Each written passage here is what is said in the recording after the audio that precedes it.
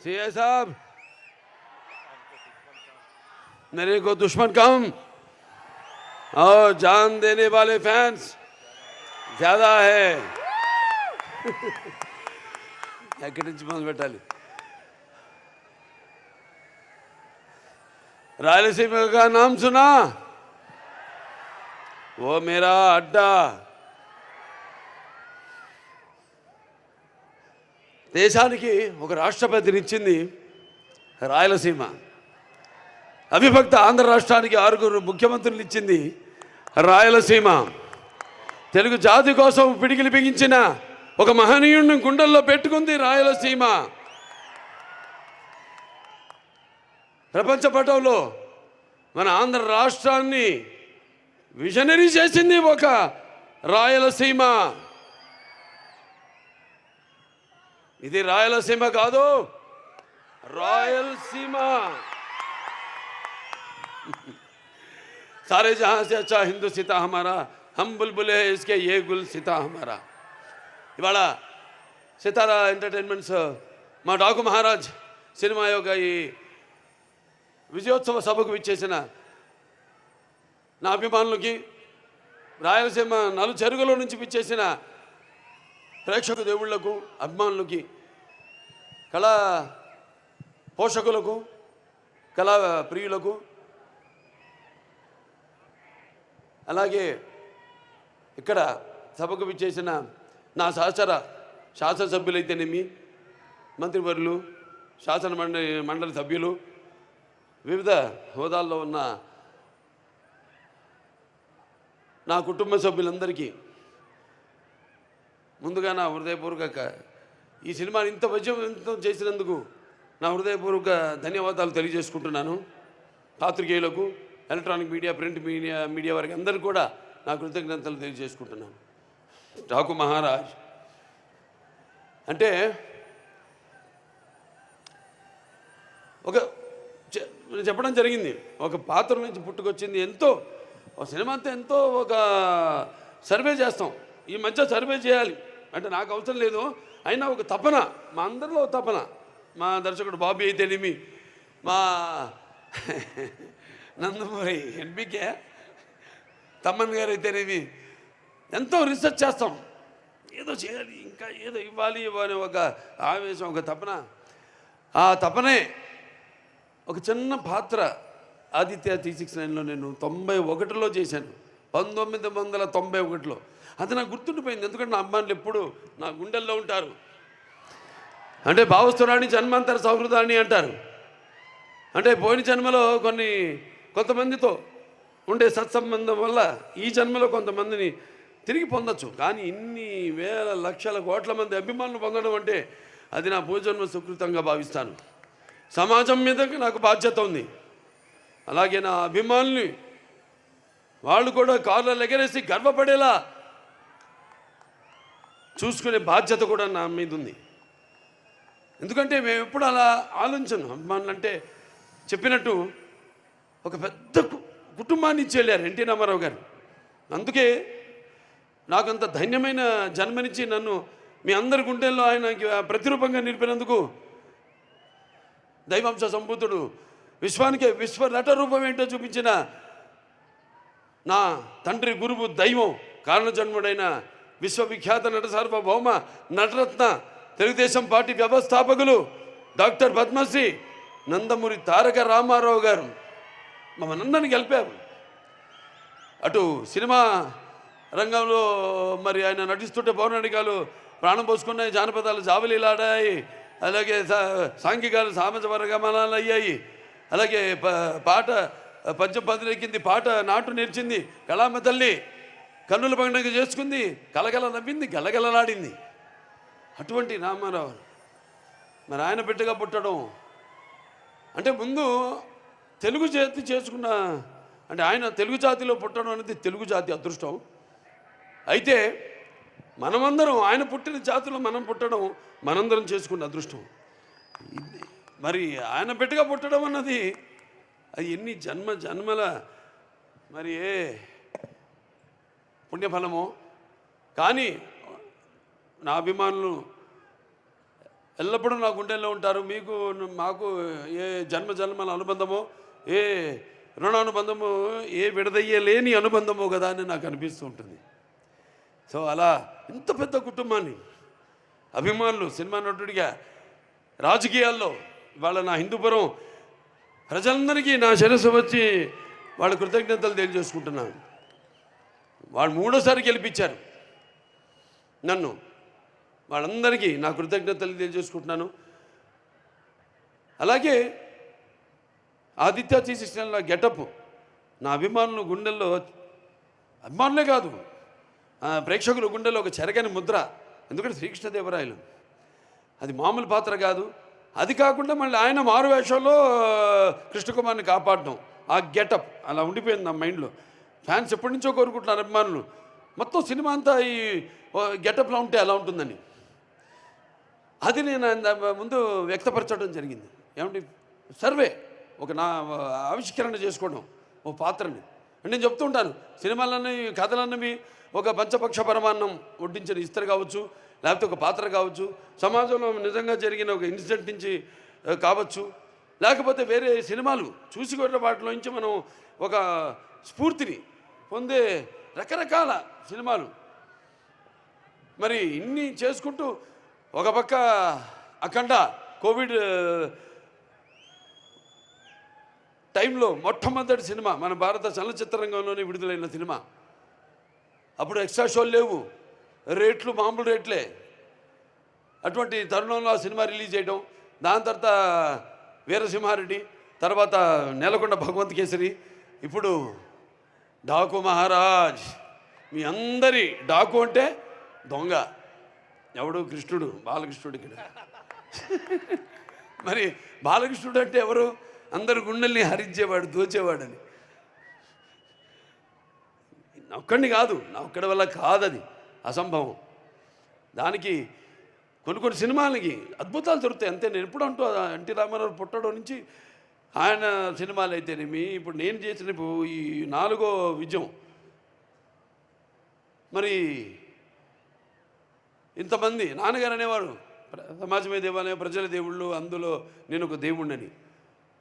అలాగే నా తెలుగు ప్రజలకి నేను ఎందుకు ఎప్పుడు రుణపడి ఉంటానంటే, ఎప్పుడు అంటారు శత్రుశేషం రుణశేషం అని, అగ్నిశేషం ఉంచకూడదని. అలాగే మీ శేషం ఈ జన్మకి తీరదు, ఈ రుణం చేస్తానే ఉంటా. నాకు కొన్న ఊపిరి వరకు మంచి సినిమాలు అందించిన మంది, సందేశాత్మక చిత్రాలు, కేవలం వినోదం కాదు. కళ్ళు మూసుకుంటే కనేది కళ, కళ్ళతో అభినయించేది కళ, అలాగే నిద్రపోతున్నప్పుడు కనేది కళ, నిద్రపోతున్న సమాజాన్ని మేల్కొల్పేది కళ. అన్ని రకాలుగా మంచి సందేశాలు ఇస్తూ ఇంకా వైవిధ్యమైన పాత్రలతో. కొంతమంది అంటుంటారు, ఏం చూసి బాలకృష్ణతో పొగరని. నన్ను చూసుకునే నాకు పదునైన పొగరంట. ఎవరిని చూసి ఇంత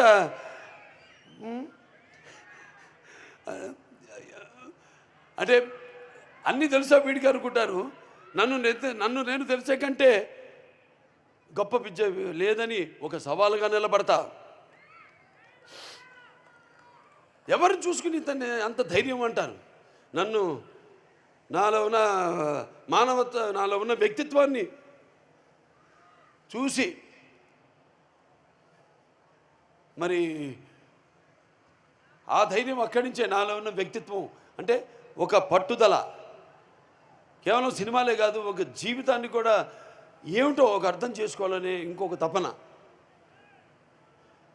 అలాగే అభిమానులు ఉన్నారు, వాళ్ళే అసలు నిజమైన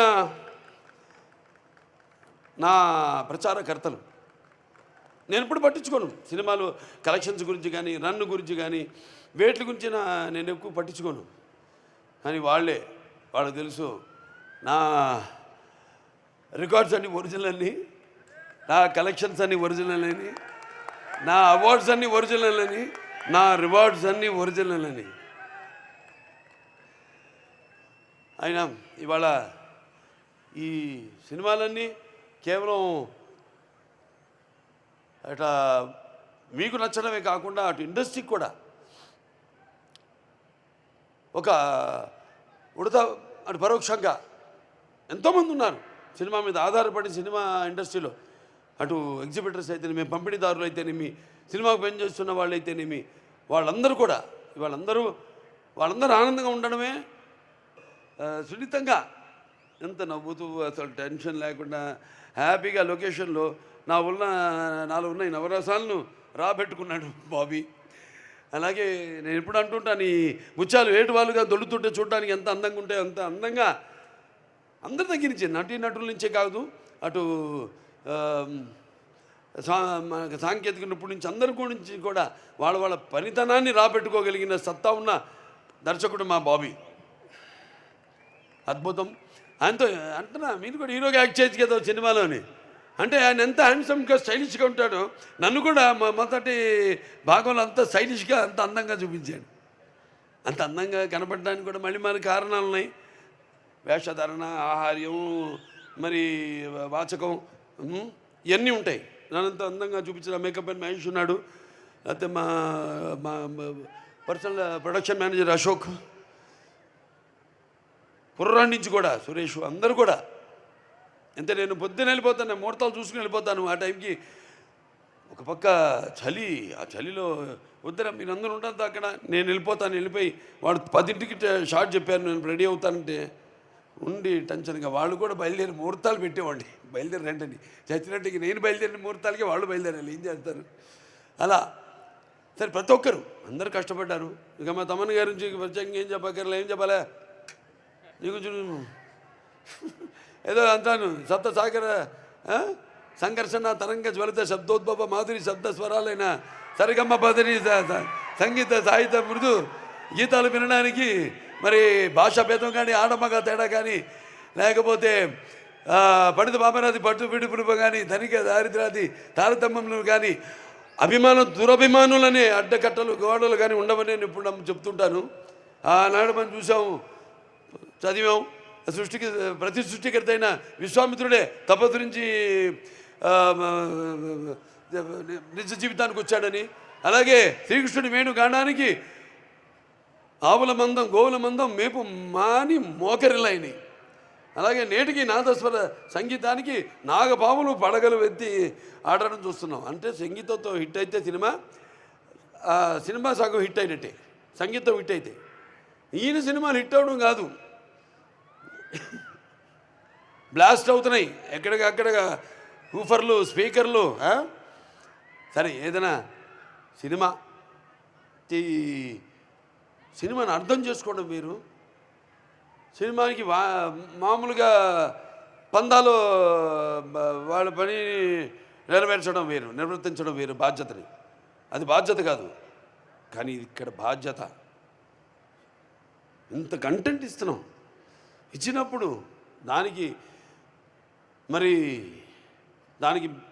స్పందన ఎలా ఉంటుందనేది జనం నుంచి కాదు, ముందు మా నుంచి రావాలి స్పందన.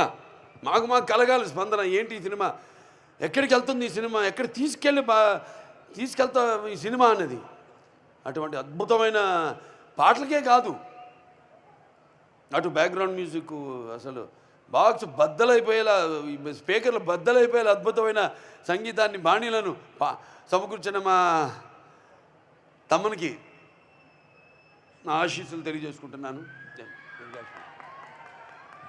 అలాగే మా కెమెరామెన్ గారి గురించి చెప్పాలి, విజయ్ కార్తిక్ కన్నన్ గారు, అద్భుతం అసలు. Sir thank you very much, super. అసలు ఆ విజువల్స్ చూస్తుంటే అందరూ ఏంటి హాలీవుడ్ సినిమా చూస్తున్నామా ఏమిటని అసలు సంబరాశ్చర్యాలకి గురై, అసలు అటు నన్ను అందంగా చూపించడమే కాదు, విజువల్స్ కూడా ప్రతి సన్నివేశాన్ని కూడా తన లైటింగ్ మ్యాజిక్తో బ్రహ్మాండంగా అసలు అద్భుతంగా చిత్రీకరించారు ఆయన. అంటే ఒక డైరెక్టరు అనుకుంటే ఒక ఐడియా, దాన్ని ఇంప్లిమెంట్ చేసేది కెమెరామెన్. ఒక భార్య భర్తల అనుబంధం లాంటిది, ఒకళ్ళు అర్థం చేసుకుని. బాబీ గారు షార్ట్ చెప్పేసేవారు అంతే హ్యాపీగా, ఏదో విజయ్ కార్తిక్ కన్నన్ గారు ఇది షార్ట్ అని వెళ్ళి కూర్చునేవారు అంతే. ఇక అది ఏదో చేసి మనిషి ఇటు అటు ఎప్పుడు కూర్చున్నారు గాను, ఎప్పుడు ఆన్ ఫుట్, ఎప్పుడు యుద్ధ ప్రాతిపదిక మీద ఎప్పుడు అటు ఇటు ఇటు అటు ఆయన అసిస్టెంట్స్ ఇద్దరు అబ్బాసు మన సర్విన్ వాళ్ళు చాలా అద్భుతంగా చిత్రీకరించారు ఆయన. ప్రతి ఫ్రేమింగ్ అయితేనేమి visuals and hats off to Yugandhar graphics అద్భుతంగా శాన్ స్టామ్ నుంచి రావడం ఏంటి, ఆ డైలాగులు అసలు అద్భుతంగా. ఎవరు మన వినీతు చక్రి అండ్ మోహన్ కృష్ణ గారు, నందు భాను అద్భుతం. అసలు డైలాగు ఆ అమ్మాయి చెప్తుంది ప్రజ్ఞా జైస్వాల్ నా డాకుగా ఇంట్రడక్షన్కి ముందు, కడుపులో ఏడి ఆడెక్కడ అంటే చూపిస్తారే మనమున్న చోటే అంటే, అవునరా కడుపులో ఉన్న బిడ్డ తన్ని అడుగుతున్నాడు నా తండ్రి ఏడని, చూడని వెనకాల ఇసుక మంచును చీల్చుకుని వస్తున్నాడు అనగానే అసలు అద్భుతం విజువల్స్, అది ఎక్స్ట్రాడినరీ గ్రాఫిక్స్. దాని తర్వాత ఇక మా ఎడిటర్స్ ఉన్నారు రూబెన్ అండ్ నిరంజన్ గారు, అద్భుతం. అంటే చెప్పారు తమ్మని గారు నాకు చెప్పారు, చాలా బాగా చెప్పారు. మేమే కాదు అక్కడ ఇంకో ఉన్నాను, మ్యూజిక్ డైరెక్టర్ ఉన్నాడు. జనం కూడా థియేటర్లో బడబడ యుద్ధ ఏమంటాం రణకొణ ధ్వనిలాగా మ్యూజిక్ ఇస్తే గుండెపోటు వచ్చే పోతాడు. అలా కాకుండా ఎక్కడ స్పేస్, ఆ కుషనింగ్ ఎంత గ్యాప్ ఇవ్వాలి, వాళ్ళకు కూడా విశ్వాసాలు తీసుకునే సమయం ఇవ్వాలి మనం అని ఎంతో అద్భుతంగా ఎడిటింగ్. అంటే ఎడిటింగ్ కూడా ఇప్పుడు కెమెరామెన్ డైరెక్టర్ ఎలా అన్నానో ఎడిటింగ్ కూడా అలాగే, వాళ్ళ డిస్కషన్ ఉంటుంది, వాళ్ళు కొట్లాడుకుంటారు, ఎన్నో జరగాలి. నాకు ఎప్పుడు అలాగే జరగాలి, వేడి కొట్టించాలి. ఏదైనా ఏవో సంవత్సరాలు తీయడం ఎన్నో నా వల్ల కాదు. వచ్చింది మంచి థాటు, అదే ముహూర్తం, అదే తదేప ముహూర్తం మొదలు పెట్టేయాలి అంతే. దాని మీద దాని గురించి ఇంకో పక్కన ప్రమేయం మన మీద పడిందంటే అయిపోయినట్టు, అది బాబు ఆడినట్టే. అంటే మనం అనుకున్నాం ఒక కన్విక్షన్ వెళ్ళిపోవడమే ముందుకి. అలాగే మా వెంకట మాస్టర్ ఫైట్ మాస్టర్ అద్భుతంగా ఆయన పోరాటాలు చాలా అద్భుతంగా, అసలు కొత్త వెరైటీగా. నాకు బాగా నచ్చింది ఏంటంటే చివరిలో మా డిస్కషన్ జరిగింది. అంటే డిస్కషన్ జరలా, క్లైమాక్స్ ఫైట్ ఏదో అనుకున్నాం బీభత్సంగా భయంకరంగా అద్దాల పగలు కొట్టుకుని, గుర్రాలు కూడా అద్దాల పగలు కొట్టి రాజ్పుట్ ఆడ స్టైల్లో అనుకున్నాం. ఏమన్నా డైరెక్టర్ గారు వచ్చి బాబు తీసాం, కొన్ని షాట్లు తీసిన తర్వాత ఏం లేదు బాబు, పాపలా వెనక్కి వస్తుంటుంది, మొదట్లో వచ్చినట్టు తిరిగి ఇలా చూస్తుంది. అక్కడి నుంచి హీరో మీరు ఎంటర్ అవుతారండి అంటే, ఆ సలైన్ బట్టలతో అలా ఎంటర్ అవుతారంటే ఎక్స్ట్రాడినరీ, ఇంకెందుకని ఏం ఎక్స్ట్రాడినరీ కూడా అల్లా. ఓకే సార్ అలాగేనండి అని వెళ్ళిపోయా, కూర్చున్నాను. తెలిసిపోయింది మేమేమేమనుకుంటాం, తెలుసు రేపు ఎలా ఉండబోతుందో రెస్పాన్స్. అంతే గమ్మని వెళ్ళిపోయి కూర్చున్నా అంతే. బయట హ్యాపీగా కూర్చుని వేరే ఏదో మోహన్ కృష్ణ గారినో అట్లా పిలిపించుకుని ఏదో జోకులు వేసుకుంటూ మాట్లాడుకుంటూ. అలాగే మా డైరెక్టర్ గారి డిపార్ట్మెంట్ ఉంది, డైరెక్షన్ డిపార్ట్మెంట్, క్రాంతి గారు అయితేనేమి, లేకపోతే సోమరాజు గారు వచ్చాడు, సోమరాజు గారు,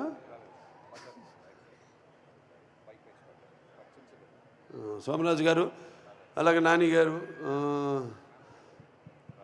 రాధా గారు అందరు కూడా పడ్డారు. సినిమా నేను ఆ పాత్రలో ఉన్నప్పుడు పాత్రలో ఉంటా, ఆ పాత్రకి రెండు ఉంటాయి, భయం ఉంటుంది, అది భయమో తెలియదు కానీ. సో అలా అందరూ కూడా మా డాన్స్ మాస్టర్ గురించి చెప్పుకోవాలి. శేఖర్ మాస్టర్, శంకర్ మాస్టర్ గారు చాలా అద్భుతం, బ్రహ్మాండంగా దబిడి శేఖర్ మాస్టర్ అందరూ కొట్టేసాడు. ఇంకా మిగతా పాటలు కూడా ఏదైతే ఒక్క పాటే ఉంది, అది ఐటమ్ పాట కూడా కాదు, అది యాక్చువల్గా క్యారెక్టర్ అక్కడ ఓ పాత్ర ఆవిడది కూడా. అలా అందరూ. ఇంకా మా హీరోయిన్ గురించి చెప్పాలి, మిగిలింది మా ప్రజ్ఞా జైస్వాల్ చాలా అద్భుతంగా అఖండాలో నుంచి స్టార్ట్ అయింది మా యొక్క ప్రయాణం. మధ్యలో మళ్ళీ అంటూ ఉంటాను నేను, మళ్ళీ మధ్యలో ఎక్కడ కనపడడం ఏంటని. ఆర్టిస్ట్ నటుడు అన్నవాడు ఇప్పుడు ఒక నిత్యావసర వస్తువు, అంటే ఎవ్రీడే కమోడిటీ. అంటే మరి వీళ్ళందరూ చాలా సెలెక్టివ్ ఆర్టిస్ట్, అది కూడా మంచిది ఒక రకంగా. ఎందుకంటే అప్పుడు చూసిన ప్రజ్ఞ ఏంటి అఖండాలో ఇప్పటికీ అలా ఉంది. మరి 2 క్వాలిటీసు, అటు నటన ఇటు అందం, 2 కలపోసుకుని ఒక ప్రజ్ఞ జైస్వాల్. అలాగే ఈవిడ మా శ్రద్ధ శ్రీనాథ్ ఫైర్ బ్రాండ్ అని చెప్పాలి యాక్టింగ్లో, ఫైర్ బ్రాండ్. ఆవిడ పాత్రలు అలాగే వస్తాయి, ఆవిడ తగ్గట్టుగా ఆయనకు ఉన్న టాలెంటు, ఎమోషనల్ క్యారెక్టర్సు చాలా అద్భుతంగా అసలు ఆ పాత్రని అంతే. డైరెక్టర్ గారు చెప్పారు, సునామీ వచ్చేటప్పుడు అదే వచ్చే ముందు సముద్రం ఎలా ఉంటుంది నిశ్శబ్దంగా, అలా పాత్ర అంత నిశ్శబ్దంగా ఉండి ఎలా అసలు ఏ లెవెల్కి దానికంటే స్కైస్ ద లిమిట్ అంటాం, అంటే లార్జర్ దెన్ లైఫ్ అంటుంటాను నేను, అప్పుడప్పుడు వాడుతుంటాను ఆ పదం. సో అక్కడికి అంత బాగా పర్ఫార్మెన్స్ చేసి ఆ పాత్రకి అంత న్యాయం చేసింది ఆవిడకి. అండ్ ప్రజ్ఞకి ఇద్దరికి నా ధన్యవాదాలు తెలియజేసుకుంటున్నాను, అభినందనలు తెలియజేసుకుంటున్నాను. అలాగే మేము ఊర్వశి రౌతేలా బాబా ఒక షార్ట్ చేశాక తపన అంటాం, బాగా చేశానా నువ్వు నువ్వు బాలాజీ ఇంకేంటంటే ఈసారి అడిగే ఉంటుంది డైరెక్టర్ కొడతాడు నిన్ను జాగ్రత్తగా బాగా చేసా ఉంటున్నా కదా బాగుంది, ఇంకా ఇంతకంటే చెడగొట్టకు షార్ట్ నెమ్మ తల్లి అనేవాడిని. ఆ తపన పాత్ర కూడా తంతు కూడా ఎక్కడెక్కడ పాత్రలను వాడుకోవాలి కూడా సరిగ్గా డైరెక్టర్ గారు వాటిని పెట్టి, పాటలు అయితే ఇక సరే చెప్పక్కర్లా దబిడి దిబిడి అదర కొట్టేసింది, ఎంతో కష్టపడింది పాపం. ఒక టేక్ అయిన తర్వాత కూడా మళ్ళీ ఇంకోటి ఇస్తానని ఓ తపన. అలాగే ఇగో బాత్ కోరే కుछ మా వేద నమస్కారం అనంతపూర్. పెట్ట చిన్నది కానీ కోత గనం, పెట్ట చిన్నది కోత గనం. Thank you to give us so love to our Daku Maharaj, and thank you director sir, and thank you Pragya Didi, thank you Nana ji, thank you Urvashi Didi and Taman sir to make this so cute Chinni song. Riya గాయనా గానా. And thank you all to give us so love. Bye bye. See you soon. Very good. ఆ తర్వాత మన writers Anantha Sriram గారు, కాసర్ల శ్యామ్ గారి గురించి కూడా చెప్పాలి. ఎంత అద్భుతమైన లిరిక్స్. రియా పాడింది ఇందాక పాట అక్కడ కూర్చొని అక్కడ మీలో ఒకటిగా నేను వింటున్నప్పుడు ఆ పాట సినిమా అయిపోయింది, చేసేసాం మన పాఠం అయిపోయింది, కానీ కళ్ళు చెమ్మగిల్లాయి ఆ పాట పాడుతున్నప్పుడు. సినిమాలు కూడా అంతే, ప్రతి వాళ్ళు ఆడ మగ తేడా లేకుండా అందరూ కన్నీళ్ళు లేకుండా ఎప్పుడు బయటికి రావట్లా థియేటర్ నుంచి. అంటే అంత అద్భుతంగా పాత్రలు ఒక చరిత్ర సృష్టించింది ఈ సినిమా. చిరస్థాయిగా నిలిపోయే సినిమా అది. చిరస్థాయిగా నిలిచిపోయే సినిమాలు చాలా తక్కువ, అలా వెళ్ళిపోతుంటే మేఘాలు. కానీ ఇది అలాగా మనం ఎన్నుకొండకి సినిమాల గురించి చెప్పుకుంటాం, చిరస్థాయిగా ఆర్కైవ్స్లో దాంట్లో ప్రిజర్వ్ చేస్తున్నారు. ఒక మాయా బజార్ అను నా అదృష్టం నేను చేసిన కొన్ని సినిమాలు